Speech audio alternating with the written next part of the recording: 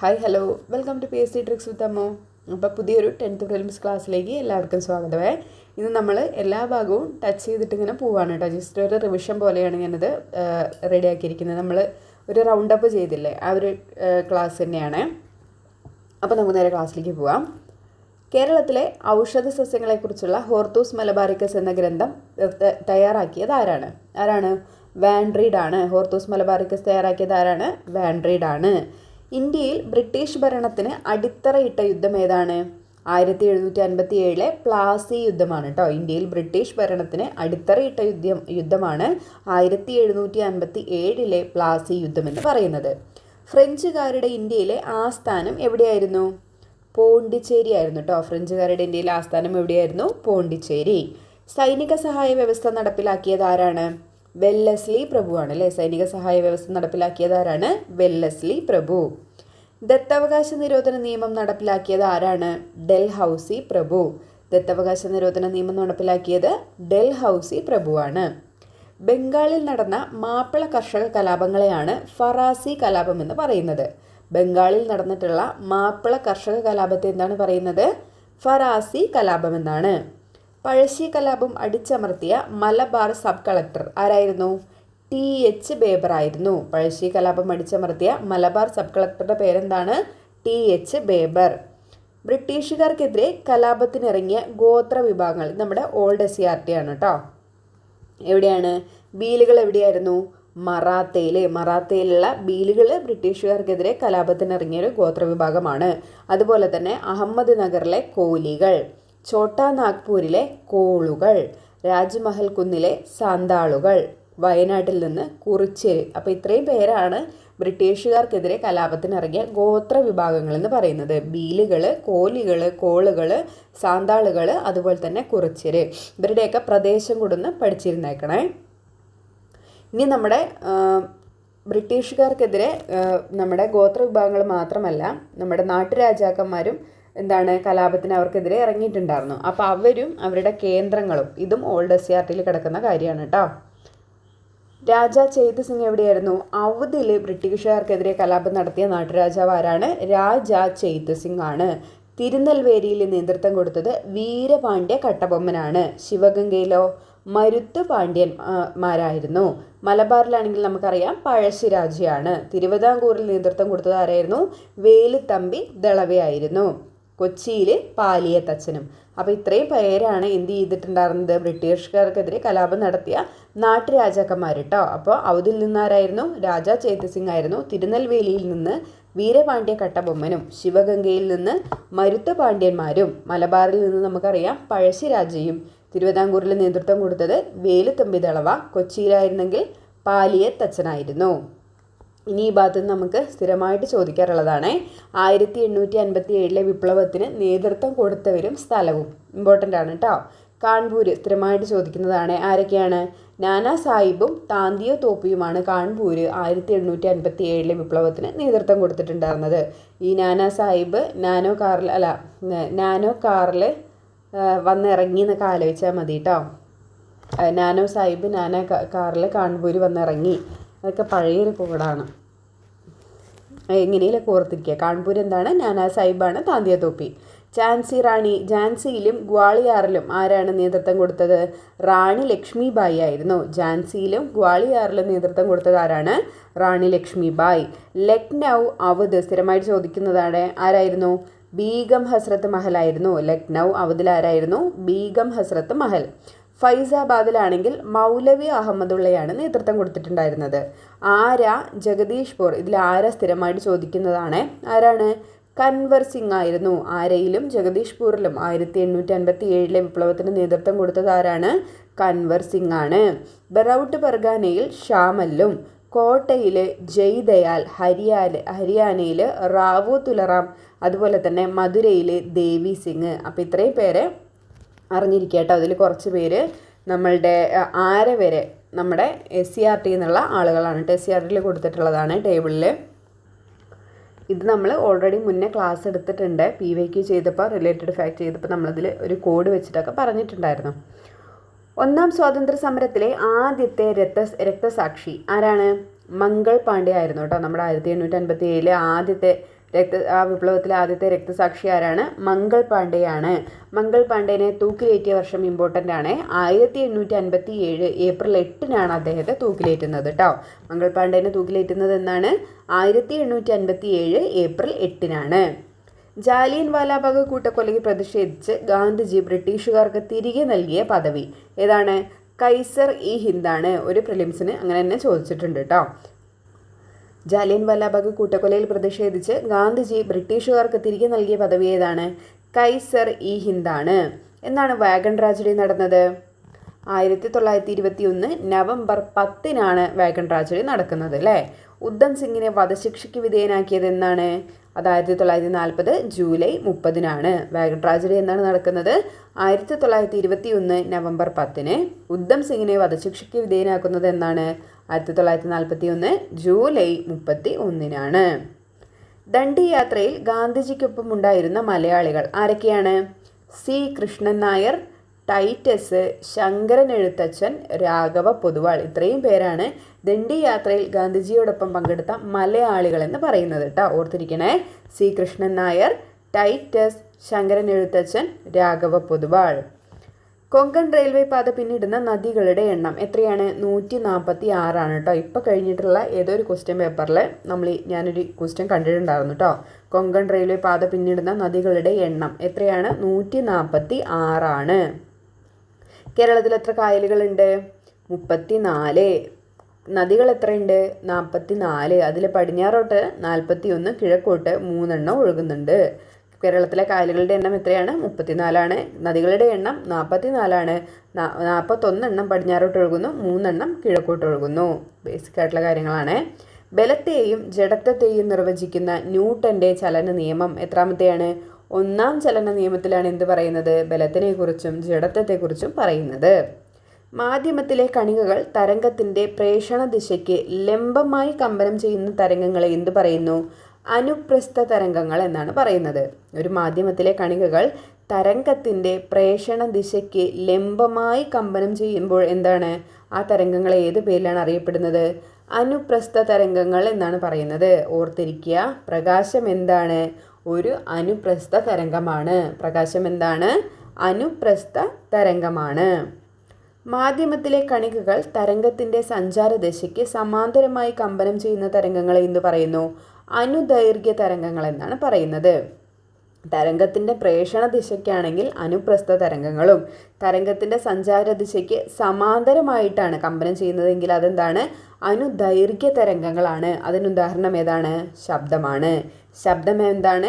അനുദൈർഘ്യ തരംഗമാണ്. പ്രകാശം അനുപ്രസ്ഥ തരംഗമാണ്. ശബ്ദം എന്താണ്? അനുദൈർഘ്യ തരംഗമാണ്. കൂടാതെ അറിഞ്ഞിരിക്കാൻ നമുക്ക് എന്ത് ചെയ്യണം? ശബ്ദപ്രേഷണത്തിന് എന്ത് വേണം? മാധ്യമം ആവശ്യമാണ്. ശബ്ദപ്രേഷണത്തിന് എന്താണ് ആവശ്യം? മാധ്യമം ആവശ്യമാണ്. വായുവിലൂടെ സഞ്ചരിക്കുന്ന ശബ്ദം വായുവിലൂടെ സഞ്ചരിക്കുന്ന വേഗത എത്രയാണ്? 340 മീറ്റർ/സെക്കൻഡിലാണ് വായു എന്ത് ചെയ്യുന്നത്? ശബ്ദം വായുവിലൂടെ സഞ്ചരിക്കുന്നത്. ശബ്ദം വായുവിലൂടെ സഞ്ചരിക്കുന്നത് എത്ര സ്പീഡിലാണ്? 340 മീറ്റർ/സെക്കൻഡിൽ ആണ്. കേരളത്തിലെ ഏറ്റവും വലിയ കൊടുമുടിയായ ആനമുടിയുടെ ഉയരം എത്രയാണ്? 2695 മീറ്ററാണ്. 2695 മീറ്ററാണ് ആനമുടിയുടെ ഉയരം എന്ന് പറയുന്നത്. കേരളത്തിലെ ഏറ്റവും വലിയ കൊടുമുടിയാണ് ആനമുടി എന്ന് പറയുന്നത്. ഉയരം എത്രയാണ്? 2695 മീറ്ററാണ്. ദഹന വ്യവസ്ഥയുടെ ഏത് ഭാഗത്ത് വെച്ചിട്ടാണ് ആഹാരത്തിൻ്റെ ദഹന പ്രക്രിയ പൂർത്തിയാകുന്നത്? എവിടെ വെച്ചിട്ടാണ്? ചെറുകുടലിൽ വെച്ചിട്ടാണ് ദഹന പ്രക്രിയ പൂർത്തിയാകുന്നത്. മൂലകങ്ങളുടെ വർഗീകരണവുമായി ബന്ധപ്പെട്ട് മൃഗങ്ങളല്ലേ തൃഗങ്ങൾ എന്ന ആശയം മുന്നോട്ട് വെച്ച ശാസ്ത്രജ്ഞൻ ആരാണ്? ഡൊബ്രൈനറാണ്. ഡൊബ്രൈനറുടെ ആശയം ഏതാണ്? തൃഗങ്ങളാണ്. തൃഗങ്ങൾ ഓർത്തിരിക്കുക. തൃഗങ്ങൾ ആരുടെയാണ്? ഡൊബ്രൈനർ. മൂലകങ്ങളുടെ വർഗീകരണവുമായി ബന്ധപ്പെട്ടിട്ടുള്ള ആശയമാണ് തൃഗങ്ങൾ എന്ന് പറയുന്നത്. ആരാണ് കണ്ടെത്തിയത്? ആരാണ് ആശയം മുന്നോട്ട് വെച്ചത്? ആരാണ്? ഡൊബ്രൈനറാണ്. സൈലന്റ് വാലിയെ ദേശീയ ഉദ്യാനമായി പ്രഖ്യാപിച്ച വർഷം എത്രയാണ്? 1984 സൈലന്റ് വാലിയെ ദേശീയോദ്യാനമായിട്ട് പ്രഖ്യാപിക്കുന്നത്. സൈലന്റ് വാലിയെ ദേശീയോദ്യാനമായിട്ട് പ്രഖ്യാപിക്കുന്നതെന്നാണ്? 1984. ഇന്ത്യയിൽ ഉൾനാടൻ ജലഗതാഗത അതോറിറ്റിയുടെ ആസ്ഥാനം എവിടെയാണ്? നോയിഡയിലാണ് കേട്ടോ. ഇന്ത്യൻ ഉൾനാടൻ ജലഗതാഗത അതോറിറ്റിയുടെ ആസ്ഥാനം എവിടെയാണ്? നോയിഡ. ജലത്തിൻ്റെ സ്ഥിരകാഠിന്യത്തിന് കാരണമാകുന്ന ലവണം ഏതാണെന്ന് ചോദിച്ചാൽ എന്ത് പറയണം? Calcium chloride. ജലത്തിൻ്റെ സ്ഥിരകാഠിന്യത്തിന് കാരണമാകുന്ന ലവണം ഏതാണ്? കാൽസ്യം ക്ലോറൈഡ് ആണ്. സ്ഥിരം കാൽസ്യം, കാല് സ്ഥിരമാണ്. സ്ഥിരകാഠിന്യത്തിന് ഏതാണ്? കാൽസ്യം ക്ലോറൈഡ് ആണ്. INCയുടെ മുന്നോടിയായി AO ഹ്യൂം സ്ഥാപിച്ച സംഘടന ഏതാണ്? നമ്മുടെ ഇന്ത്യൻ നാഷണൽ കോൺഗ്രസിന് മുന്നോടിയായിട്ട് AO ഹ്യൂം ഒരു സംഘടന സ്ഥാപിച്ചിട്ടുണ്ടായിരുന്നു. അതേതാണ്? ഇന്ത്യൻ നാഷണൽ യൂണിയൻ ആണ്. അപ്പോൾ INCയുടെ മുൻഗാമി എന്നറിയപ്പെടുന്നത് ഏതാണ്? ഇന്ത്യൻ നാഷണൽ യൂണിയൻ ആണ്. നീൽ ദർപ്പൺ എന്ന നാടകത്തിൻ്റെ കർത്താവ് ആരാണ്? ദിനബന്ധു മിത്രയാണ്. സ്ഥിരമായിട്ട് ചോദിക്കുന്നതാണ്. നീൽ ദർപ്പൺ എന്ന് പറഞ്ഞ നാടകത്തിൻ്റെ കർത്താവ് ആരാണ്? ദിനബന്ധു മിത്ര. INC പ്രസിഡന്റ് ആയിരുന്ന ഏക മലയാളി ആരാണ്? C ശങ്കരൻ നായരാണ് അല്ലേ. INCയുടെ മലയാളി ആയിരുന്ന പ്രസിഡന്റ് ആയിരുന്ന ഏക മലയാളി ആരാണ്? C ശങ്കരൻ നായർ. സൗരയൂഥത്തിൽ ഗുരുത്വാകർഷണ ത്വരണം ഏറ്റവും കൂടുതലുള്ള ഗ്രഹം ഏതാണ്? വ്യാഴത്തിനാണ്. സൗരയൂഥത്തിൽ ഗുരുത്വാകർഷണ ത്വരണം ഏറ്റവും കൂടുതലുള്ളത് ഏത് ഗ്രഹത്തിനാണ്? വ്യാഴത്തിനാണ്. നെൽച്ചെടിയിലെ ബ്ലൈറ്റ് രോഗം, വഴുതനയിലെ വാട്ടരോഗം എന്നിവയ്ക്ക് കാരണമാകുന്ന രോഗകാരി ഏതാണ്? ബാക്ടീരിയ ആണ്. ബ്ലൈറ്റ് രോഗത്തിനും ഏതിലാണത്? നെൽച്ചെടിയിലാണ്. അതുപോലെ തന്നെ വാട്ടരോഗം ഏത് ചെടിയിലാണ്? വഴുതനയിലാണ് കാണപ്പെടുന്നത്. ഇവയ്ക്ക് കാരണമാകുന്ന രോഗകാരി ഏതാണ്? ബാക്ടീരിയ ആണ്. നെൽച്ചെടിയിലെ ബ്ലൈറ്റ്, വഴുതനയിലെ വാട്ടരോഗം എന്നിവയ്ക്ക് കാരണമാകുന്ന രോഗകാരി ആരാണ്? ബാക്ടീരിയ. കുരുമുളകിൻ്റെ ദ്രുതവാട്ടം, തെങ്ങിൻ്റെ കൂമ്പുചീയൽ നീക്കം നമുക്കറിയാം. ഇതെന്തായിരിക്കും? ഫംഗസ് ആയിരിക്കും അല്ലേ. ഫംഗസ്. കുരുമുളകിൻ്റെ ദ്രുതവാട്ടം, തെങ്ങിൻ്റെ കൂമ്പുചീയൽ എന്നിവയ്ക്ക് കാരണമാകുന്ന രോഗകാരിയാണ് ഫംഗസ് എന്ന് പറയുന്നത്. അതുപോലെ തന്നെ പയർ, മരച്ചീനി എന്നിവയിലെ മൊസൈക്ക് രോഗം, വാഴയിലെ കുറുനാമ്പ് രോഗം എന്നിവയ്ക്ക് കാരണമാകുന്നതോ? അത് വൈറസാണ്. പയറ്, മരച്ചീനി എന്നിവയിലൊക്കെ കാണപ്പെടുന്ന മൊസൈക്ക് രോഗത്തിനും വാഴയിലെ കുറുനാമ്പ് രോഗത്തിനും കാരണമാകുന്ന രോഗകാരി ഏതാണ്? വൈറസാണ്. നിയമനിർമ്മാണ വിഭാഗത്തിൽ ഉൾപ്പെടുന്നത് ഏതൊക്കെയാണ്? രാഷ്ട്രപതി, ലോകസഭ, രാജ്യസഭ ചേരുന്നതാണ് നിയമനിർമ്മാണ വിഭാഗം എന്ന് പറയുന്നത്. ഏതൊക്കെയാണ്? രാഷ്ട്രപതിയും ലോകസഭയും രാജ്യസഭയും ചേരുന്നതാണ് നിയമനിർമ്മാണ വിഭാഗം എന്ന് പറയുന്നത്. പാർലമെൻറ്റിൻ്റെ സംയുക്ത സമ്മേളനം വിളിച്ചു ചേർക്കുന്നത് ആരാണ്? രാഷ്ട്രപതിയാണ്. പാർലമെൻറ്റിൽ സംയുക്ത സമ്മേളനം വിളിച്ചു ചേർക്കുന്നത് രാഷ്ട്രപതിയാണ്. പക്ഷേ അധ്യക്ഷം വഹിക്കുന്നത് ആരായിരിക്കും? ലോകസഭാ സ്പീക്കറായിരിക്കും. നമ്മുടെ സംയുക്ത സമ്മേളനത്തിൻ്റെ അധ്യക്ഷം വഹിക്കുന്നത് ആരായിരിക്കും? ലോകസഭാ സ്പീക്കറായിരിക്കും. വിളിച്ചു ചേർക്കുന്നത് ആരാണ്? രാഷ്ട്രപതിയാണ്. ഇന്ത്യയുടെ ആദ്യത്തെ രാഷ്ട്രപതി ആരാണ്? ഡോക്ടർ രാജേന്ദ്ര പ്രസാദ് ആണ്. ആധുനിക ഇന്ത്യയുടെ ശില്പി എന്നറിയപ്പെടുന്നത് ജവഹർലാൽ നെഹ്റു ആണ്. ആധുനിക ഇന്ത്യയുടെ ശില്പി എന്നറിയപ്പെടുന്നത് ആരാണ്? ജവഹർലാൽ നെഹ്റു. നമ്മുടെ ഇന്ത്യ ഒരു മതേതരത്വ രാഷ്ട്രമാണെന്ന് പറയുന്നുണ്ട് അല്ലേ. അപ്പോൾ എന്താണ് ഒരു മതേതരത്വം എന്നതുകൊണ്ട് അർത്ഥമാക്കുന്നത് ചോദിക്കാറുണ്ട്, വന്നിട്ടുണ്ട്. എന്തൊക്കെയാണ്? ഇന്ത്യക്ക് ഒരു ഔദ്യോഗിക മതമില്ല, ഒരു മതത്തെയും ഇന്ത്യ പ്രോത്സാഹിപ്പിക്കുന്നില്ല, മതസ്വാതന്ത്ര്യം ഇന്ത്യ ഉറപ്പു നൽകുന്നുണ്ട്. അപ്പോൾ ഇത് മൂന്നുമാണ് മതേതരത്വം കൊണ്ട് അർത്ഥമാക്കുന്നത്. എന്താണ്? ഇത് മൂന്നുമാണ്. എന്താണ്? ഇന്ത്യക്കൊരു ഔദ്യോഗിക മതമില്ല, ഒരു മതത്തെയും ഇന്ത്യ എന്ത് ചെയ്യുന്നു? സപ്പോർട്ട് ചെയ്യുന്നില്ല, മതസ്വാതന്ത്ര്യം ഇന്ത്യ ഉറപ്പു നൽകുന്നുണ്ട്. അപ്പോൾ ഇതാണ് മതേതരത്വം എന്നതുകൊണ്ട് അർത്ഥമാക്കുന്നത് കേട്ടോ. മതേതരത്വ രാഷ്ട്രമാണ് ഇന്ത്യ എന്നാണ് പറയപ്പെടുന്നത്. അപ്പോൾ അതിൽ ഈ 3 കാര്യങ്ങളാണ് ഉൾപ്പെടുന്നത്. മതേതരത്വം എന്നതുകൊണ്ട് ഉദ്ദേശിക്കുന്നത് എന്താണ്? ഈ 3 കാര്യങ്ങളാണ്. ഓർത്തിരിക്കണേ, ഈ 3 എണ്ണം പഠിക്കണേ. മൗലിക കർത്തവ്യങ്ങൾ ഭരണഘടനയോട് ചേർത്ത ഭേദഗതി ഏതാണ്? 76-ലെ 42-ാം ഭേദഗതി. മൗലിക കർത്തവ്യങ്ങൾ ഭരണഘടനയോട് ചേർത്ത ഭേദഗതി ഏതാണ്? 1976-ലെ 42-ാം ഭേദഗതിയാണ്.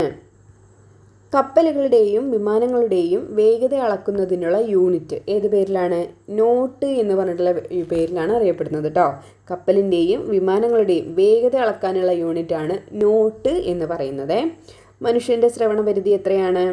മനുഷ്യൻ്റെ ശ്രവണപരിധി 20 ഹെർട്സ് മുതൽ 20,000 ഹെർട്സ് വരെയാണ് മനുഷ്യൻ്റെ ശ്രവണപരിധി എന്ന് പറയുന്നത്. ശബ്ദോർജ്ജത്തെ വൈദ്യുത സിഗ്നലാക്കി മാറ്റുന്നത് എന്താണ്? മൈക്രോഫോണാണ്. ശബ്ദത്തിനെ വൈദ്യുത സിഗ്നലുകളാക്കി മാറ്റുന്നത് ഏതാണ്? മൈക്രോഫോണാണ്. നേരെ ഇങ്ങനെ ചോദിക്കാം, ശബ്ദോർജ്ജത്തെ വൈദ്യുതോർജ്ജമാക്കി മാറ്റുന്നത് ഏതാണ്? മൈക്രോഫോണാണ്.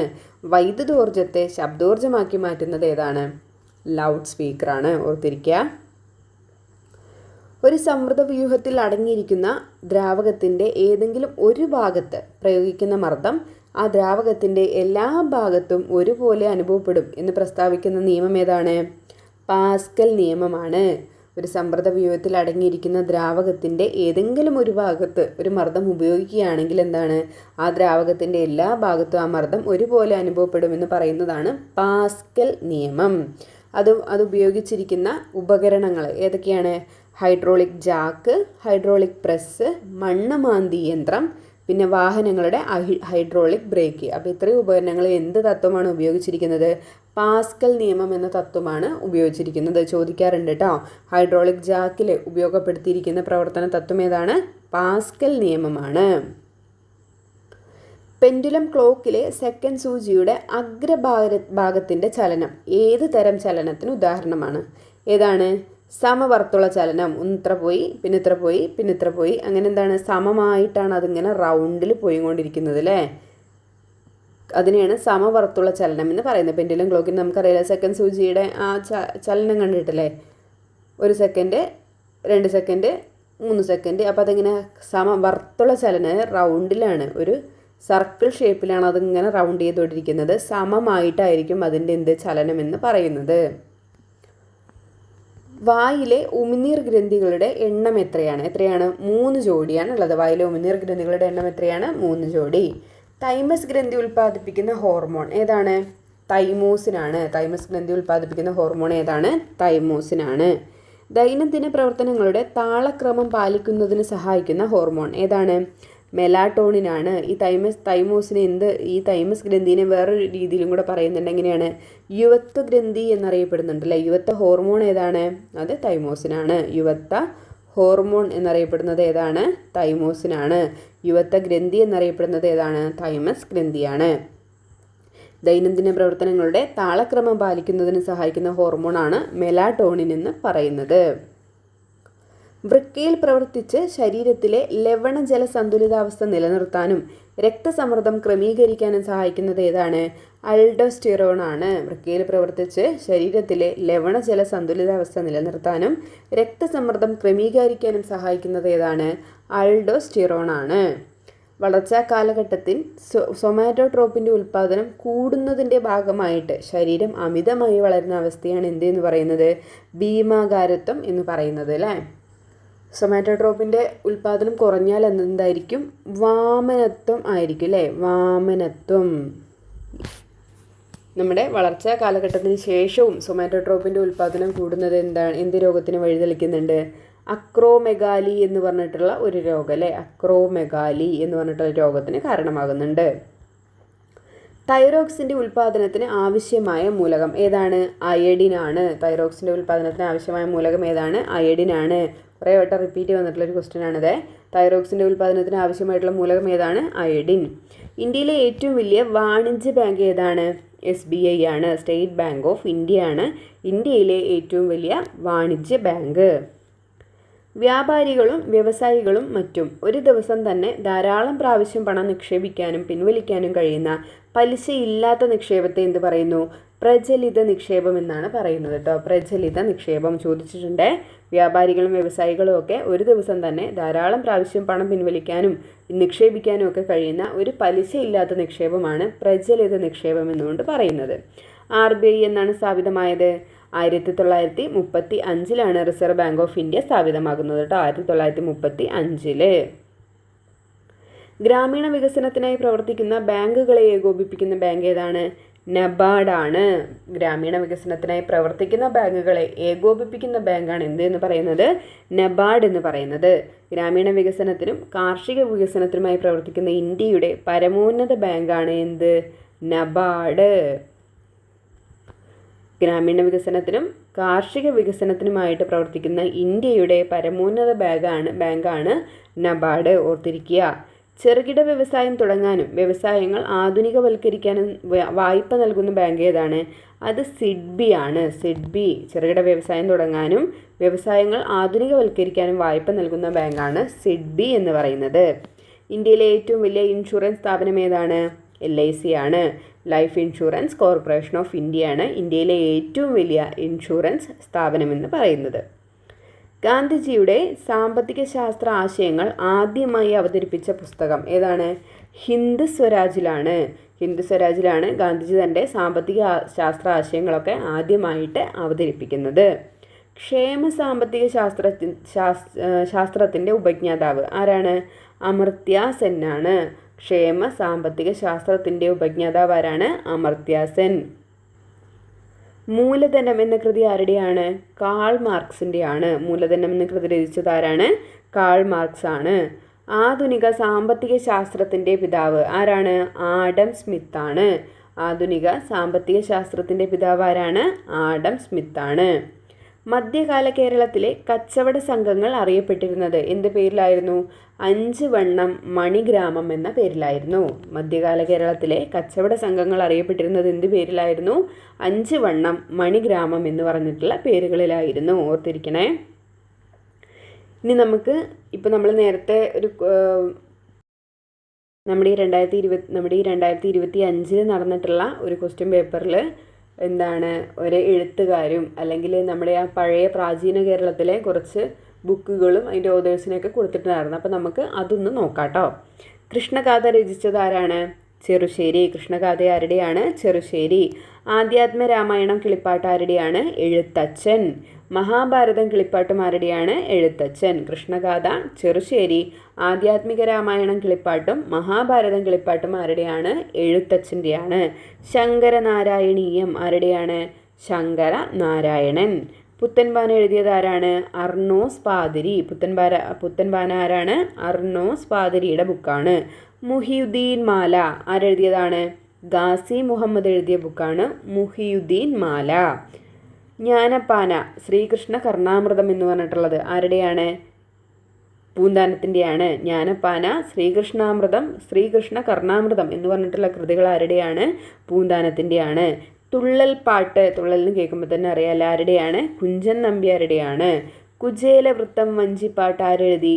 രാമപുരത്ത് വാര്യർ എഴുതി. കുചേലവൃത്തം വഞ്ചിപ്പാട്ട് ആരുടെയാണ്? രാമപുരത്ത് വാര്യർ. സംക്ഷേപ വേദാർത്ഥം ആരുടെയാണ്? ക്ലെമന്റ് പിയാനിയസ് ആണ്. സംക്ഷേപ വേദാർത്ഥം ഏതാണ്? ക്ലെമന്റ് പിയാനിയസ്. വർത്തമാന പുസ്തകം ആരുടെയാണ്? പാറമേക്കൽ തോമാ കത്തനാരുടെ ബുക്കാണ്. വർത്തമാന പുസ്തകം എന്ന് പറഞ്ഞിട്ടുള്ള കൃതി ആരുടെയാണ്? പാറമേക്കൽ തോമാ കത്തനാർ. അതിർത്തി ഗാന്ധി എന്നറിയപ്പെടുന്നത് ആരാണ്? ഖാൻ അബ്ദുൾ ഗാഫർ ഖാനാണ്. അതിർത്തി ഗാന്ധി എന്നറിയപ്പെടുന്നത് ആരാണ്? ഖാൻ അബ്ദുൾ ഗാഫർ ഖാൻ. അപ്പോൾ നമ്മുടെ ഇന്നത്തെ ക്ലാസ് ഇവിടെ കഴിഞ്ഞിട്ടുണ്ട് കേട്ടോ. ഈ ഒരു ഭാഗം നന്നായിട്ട് പഠിക്കുക കേട്ടോ. നമുക്കറിയില്ലല്ലോ എവിടുന്നാണ് ക്വസ്റ്റ്യൻ വരുന്നതെന്ന്. അപ്പോൾ നന്നായിട്ട് പഠിക്കുക കേട്ടോ. ക്ലാസ് എല്ലാവർക്കും ഇഷ്ടമായി എന്ന് വിചാരിക്കുന്നു. യൂസ്ഫുൾ ആയിട്ട് തോന്നുകയാണെങ്കിൽ പതിവ് പോലെ ലൈക്ക് ചെയ്യാനും നിങ്ങളുടെ അഭിപ്രായങ്ങൾ കമൻറ്റ് ചെയ്യാനും വേണ്ടിയിട്ട് മറക്കരുതേ. അപ്പോൾ നന്നായിട്ട് പഠിക്കുക, നന്നായിട്ട് റിവിഷൻ ചെയ്യുക. ഇനി കുറച്ച് ദിവസം കൂടിയേ ഉള്ളൂ. അത് മനസ്സിൽ വെച്ചിട്ട് നന്നായിട്ട് ഹാർഡ് വർക്ക് ചെയ്യുക. ബാക്കിയൊക്കെ അവിടെ കിടക്കട്ടെ. നമുക്ക് മെയിൻ എക്സാം എഴുതാൻ കഴിയണ്ടേ. അപ്പോൾ അത് മനസ്സിൽ വിചാരിക്കട്ടെ. ഒരുപാട് ഇരുന്ന് പഠിക്കുന്ന ആളുകൾ ഇഷ്ടം പോലെ ഉണ്ടാവും കേട്ടോ. അപ്പോൾ നമ്മൾ സമയം ഒട്ടും പാഴാക്കി കളയാണ്ടിരിക്കുക. അപ്പോൾ വീണ്ടും നല്ലൊരു ക്ലാസ്സിൽ കാണാം. Thank you.